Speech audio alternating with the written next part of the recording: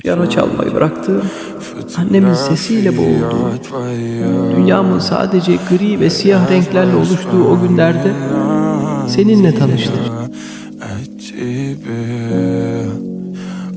Seni ilk gördüğümde sanki yerde yıldız parlıyordu ve o anki hissimi hiçbir şeyle tarif edemedim.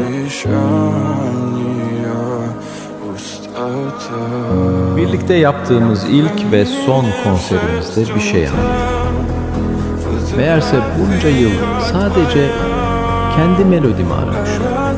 İçimdeki o şarkı. Seni gördüğüm o an arayışımın sona erdiğini anlamıştım. Seninleyken dünyam renkleniyordu. Bütün korkularım kayboluyordu. İşte o zaman fark ettim melodinin sen olduğunu. Piyanoyu bırakmamıştım. Sadece kimin için çalacağım. Ama sen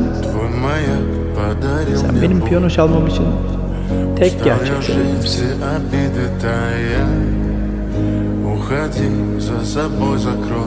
Müzik benim için sadece bir ses değil, hayatımın en derin ifadesi. Her notada korkularımı, sevinçlerimi ve umudumu anlattım. Corset'i tanıdığımda onun içindeki sessizliği gördüm. O notaların ardında gizlenmiş bir kalp buldum. Ama o kalp uzun süre korkularla, acılarla doluydu.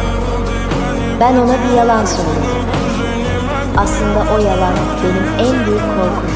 Çünkü Corset'in hayatında onun acılarını paylaşmak, onunla aynı dünyada olmak istiyordum. Ama hastalığım yüzünden ona gerçek duygularımı anlatmaktan çekindim. Korktum, onu kaybetmekten çok. Corset'e anlattığım o yalan aslında onun hayatına renk katmak, onu müziğe geri döndürmek için. Çünkü biliyordum ki o müzikten kaçmıştı. Ama müzik onun gerçek kendisiydi. Onunla beraber sahnede olmak, ona cesaret vermek istedim.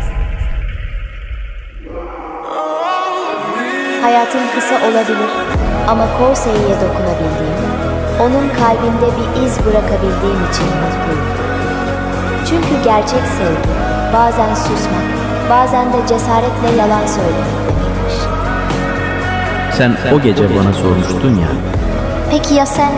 Unutabilecek misin? Beni, bütün yaşadıklarımızı unutabilecek misin? Ben istesem bile seninle olan anılarımı, sana olan bağımı ve sana olan sevgimi asla, hatta ölsem bile unutmayacağım. Çünkü sen Benim içimde yaşıyorsun.